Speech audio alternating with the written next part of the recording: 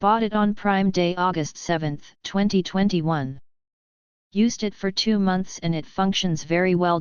Pros 1. Clearly seen under the sunshine. I usually bring it out to the balcony in my office for reading. At first, I didn't really see the difference from the iPad. One afternoon, I found it surprisingly performed very well even under sunshine. I can see every single word clearly under a sunny day. Point 2. Slow reaction but enough for me. It's the 2018 version, so of course it is slow Indiana reaction compared with smart devices nowadays. But it doesn't matter because I don't read fast either. Point 3. Support my own documents. It also allows me to transfer my own documents to the device, which is very convenient to me. Point 4. Built-in light. I can read at night without hurting my eyes. Point 5. Lightweight, thin, super lightweight. I can hold it with a single hand without pain or put it into my small handbag, bring it to my office, read novels on the train/bus. 6. Long battery life. I usually turn it to airplane mode while reading, which saves a lot of batteries. Can't think of any cons so far. A 100 score device considering it's a 2018 product. It's the perfect Kindle. I've tried some of the other versions, but this one is definitely the best one. I love how elegant and clean it looks. Buying from the store and browsing is also very easy. Love it. Amazon is not there in our country. Physical books also costly with international shipping. But I love the reading. Previously downloaded ebooks from online websites, but I felt bad. I wanted to pay the author. Then got to know about Kindle app, and happily purchased ebooks using Amazon and used it in my mobile. But I feel, reading on screen is not good as reading on a paper. Then got to know about this device, ordered using international shipping from Amazon.com. Delivered on time and device is best. Hours of reading without feeling like watching a screen. Best experience so far. Feeling like, have wasted 25 years of life without this device. Feeling happy, I have much more years to travel with Kindle. Far better than a Kindle app. Previously I used the Kindle app. This device is better. No blue lights.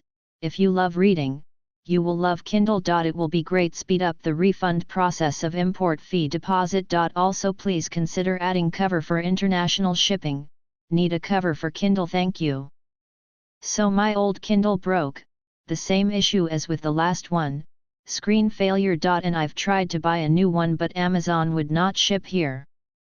I've tried finding one in an ITNC store. Of course, nobody sells Kindles here. So I've bought one from Thailand. Now here's the thing, the price of a Paperwhite in Thailand is about $250. That's almost double. That's Oasis territory, which is close to $500. And while I love Amazon, I don't want to pay double.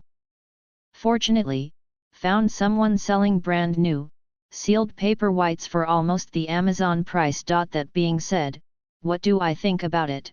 I think the contrast is lower and the text is not as easy to read. It's not a big deal though, and definitely not a deal breaker. The flushed screen is interesting. I hope it protects the screen from breaking. It does reflect light a lot easier though. You need a new case compared to the old generations. Battery life seems about the same. Seems a bit slower than the older PP, although it may be just indexing. It is lighter. Seems so. There is more of a premium feel to it. More like a tablet. Audible playback, which I've never used. Heard it consumes battery quite fast. Brightness is not as good. At 17 with the old PP, it would be almost overpowering. Here, it is met. Of course it can go bright enough, but the intensity is lowered. I guess that's all. The Paperwhite is more or less the same since it was first introduced. I have also tried the Oasis, but it's too damn expensive in Thailand. At $230, I swear I would have bought it, but at $480 USD, I'll pass. Let's hope this one lasts more than the others. I swear that after 75 to 100 books, every Kindle I own ends up breaking down. Maybe it's my fault, but the last one broke down while in a cover, in a safe place. In a nutshell, Kindle was created to give a comfortable reading experience, and it does a great job on that front. I feel like other aspects of the device were compromised. Good, the screen is very clear. It feels like I'm reading from a real book, but with clearer text than I've seen in any real book. There are no distractions. This is a very big advantage over reading from the free app on my phone, where I constantly find myself pausing from the book to check up on one thing or another. The screen is wider and shorter than a standard phone. I find this to be much more comfortable to read from. Bad, the device is sluggish. The scrolling isn't continuous like on a smartphone. At 6, the screen is smaller than most modern phones, but it doesn't feel small when you read from it.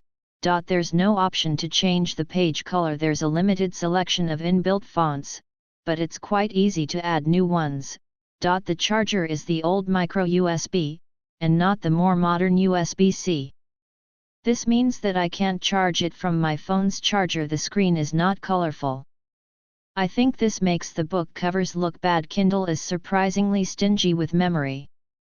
Considering how cheap flash drives are, I'd expect that Kindle would either provide us with more memory, or at least make it cheaper to upgrade. It's currently about $100 to upgrade to 32 GB, when a 64 GB flash drive is $10.